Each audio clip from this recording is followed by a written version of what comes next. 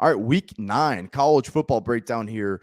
Maybe the best group of 5 game of the day. Not maybe. It is the best group of 5 game of the day. We got Cincinnati, last year's college football playoff darling, traveling to Orlando to the bounce house, taking on UCF.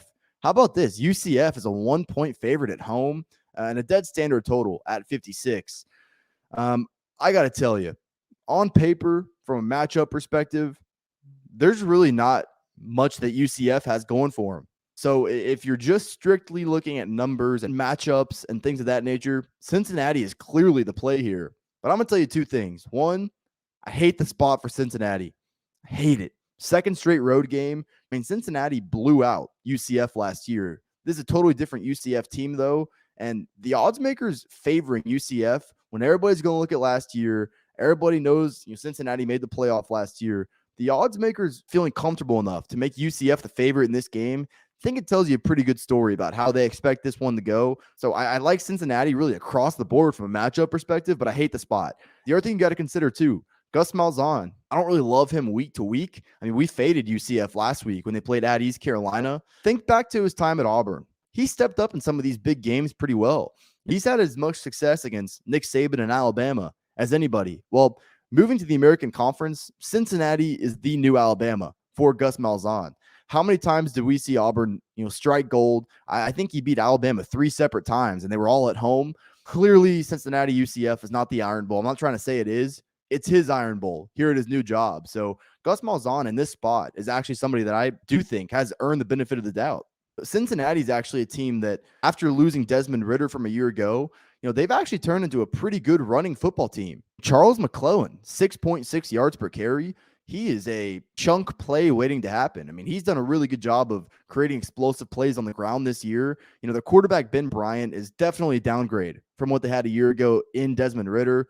He hasn't really played as well recently. He stepped up against teams like Indiana and just in some of their matchups earlier in the season. He dealt with an injury. I didn't love what I saw against SMU last week. The other thing about Cincinnati, too, they're not as good along their offensive line as I think people would think. UCF is a pretty good defense. They've been a little leaky in their run defense, which in theory wouldn't set up well in this matchup. But quite frankly, I think UCF is going to sell out to stop the run, make Ben Bryant beat him over the top. He hasn't shown me enough on a consistent basis to where I think that he's going to be able to take advantage. The spot totally favors UCF, but there ain't no way I'm betting against the Cincinnati pass rush. This is the best pass rushing team in college football, bar none. Cincinnati can get after the quarterback better than any team in college football. That includes Alabama. The narrative for Cincinnati coming into the season was, they lost Kobe Bryant and Sauce Gardner at the corner position. But when you got as good of a pass rush as they do, makes those, new corners' lives a lot easier. They're also good at stopping the run. It's just a really good defense in Cincinnati. I've talked down a lot on John Rice Plumlee for UCF. He's had some success through the air these past few weeks. I really don't think that's sustainable. If you look back at his time at Ole Miss, there's a reason that a guy that was that good of an athlete, that was that big of a threat with his legs, couldn't make it onto the field at the Power 5 level. He's just not a consistently very good thrower. And I think his numbers will come down as the season goes on. I mean, the one thing about him, though, that could totally flip the game on its head, he's a great runner. I mean, back in 2019, when Ole Miss played LSU, he broke the single game rushing record for a quarterback against that historic LSU team. He's got over 500 yards on the ground this year for what UCF has not really gotten from Isaiah Bowser and some of their running back pieces, and that has been pretty disappointing. John Rice Plumlee could really put the team on his back via his legs, and have we really seen Cincinnati have to deal with that element of an offense this year? We really haven't.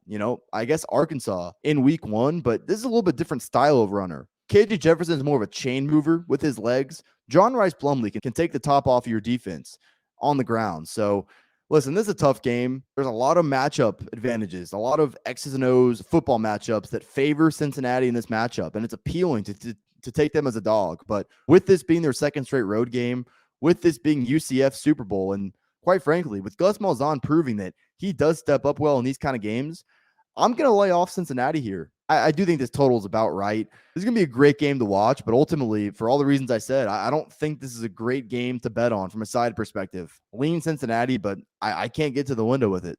You see this shirt, Halloween's coming up. We got the Halloween theme Head over to proud90.com. Unique but very comfortable polos as well. With the colder weather coming, also got a great selection of hoodies and quarter zips. Proud 90 has got all your golf apparel needs. If you see anything you like at proud90.com, use code Fordham at checkout. It's going to get you 15% off your entire order. Code Fordham at checkout is going to get you 15% off your order. Support me, support Proud 90. The rest of the information will be in the description below.